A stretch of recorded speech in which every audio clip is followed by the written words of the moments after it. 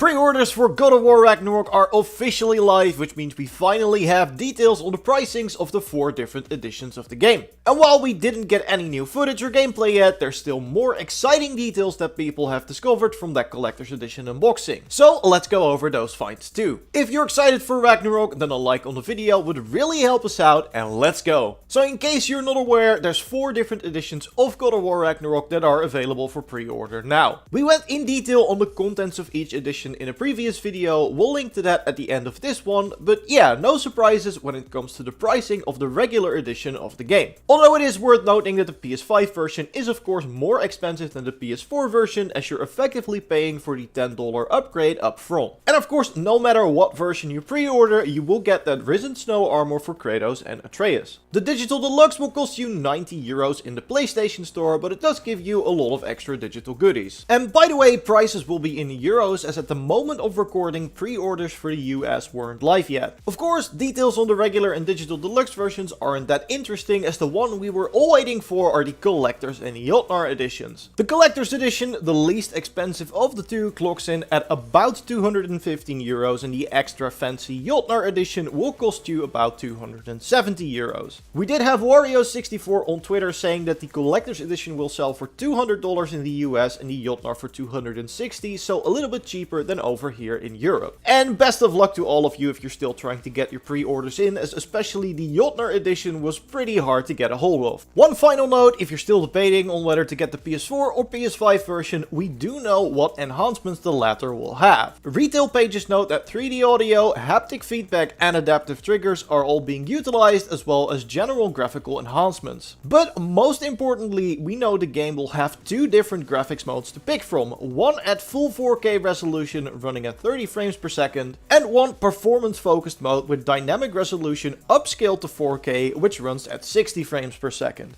And while we're still waiting for that big news drop with hopefully a new gameplay trailer, we do actually have some more info about Ragnarok thanks to the content of the Collector's Edition again. Jordan actually spotted this, but the cover of the vinyl that's included with the Jotnar edition actually shows 2 characters, very likely Atreus and Angerboda, running through Jotunheim. And maybe I'm reading too much into it, but I think it's very interesting that the 2 overlapping handprints kind of create the shape of a heart. But the biggest source of new information we currently have is still the map of all the different realms, as a lot of new interesting details have been discovered. We have this runic text in the top left of the map that seems like a bit of world building at first glance, but after thinking about it some more, I actually think it reveals a key detail about realm travel in God of War Ragnarok. We'll leave a link to the full translation in the video description, but the line I want to focus on is this one. None save the gods have been able to chart our strange geography, but among mortals few can boast the expertise enjoyed by the Huldra brothers, whose ability to navigate and traverse the realms rivals even that of Odin Allfather. So while this was already established a bit in the first game, this confirms that apart from the gods, the Huldra brothers Brok and Sindri are the experts when it comes to the art of realm travel. And with the Lake of the Nine frozen and our Bifrost crystal gone, we are in dire need of a new way to travel the realms, and it sounds like our old blacksmith friends will be the perfect dwarves to help us out with that. In fact, I think their home in Svartalfheim might function as our new realm travel room, as we can see tree roots that look suspiciously like Yggdrasil in the background. Although if I'm being honest, I hope we no longer need a realm travel room and are just able to fast travel from realm to realm, so fingers crossed Brok and Sindri can help us out with that too. There's also some smaller details on the map that reveal more about some of the creatures and characters we'll be meeting in the different realms. Sireman on Reddit spotted a little squirrel on the roots of Yggdrasil, which is of course Ratatoskr. He was already a summon for Atreus in God of War 2018, and we know he is returning for Ragnarok, as voice actor Sungwon Cho confirmed he provided the voice on Twitter. I am curious about the little hut he's sitting next to and whether or not that will be a place for us to visit too. But the most interesting finds were made by YouTubers Captain Cuba and John Ford. We'll link to both of their channels in the video description, but they've taken a closer look at Asgard in particular and noticed some very interesting details. Cuba noted the 9 winged figures in the background, speculating those could be the 9 Valkyries that Kratos saved during the first game. And yeah, Sigrun says she is in our debt, and I can't imagine her being particularly happy with Odin after what happened. So I can totally see these shapes representing the 9 Valkyries assaulting the Aesir. John also made a case for dragons returning to help us out, thanks to the giant dragon silhouette next to Asgard. And if you're thinking this is all circumstantial evidence, he also pointed out that the 3 dragon symbols on the map that came with the God of War 2018 Collector's Edition were in the exact same spots as the dragons you would find in the game, which lends a lot more meaning to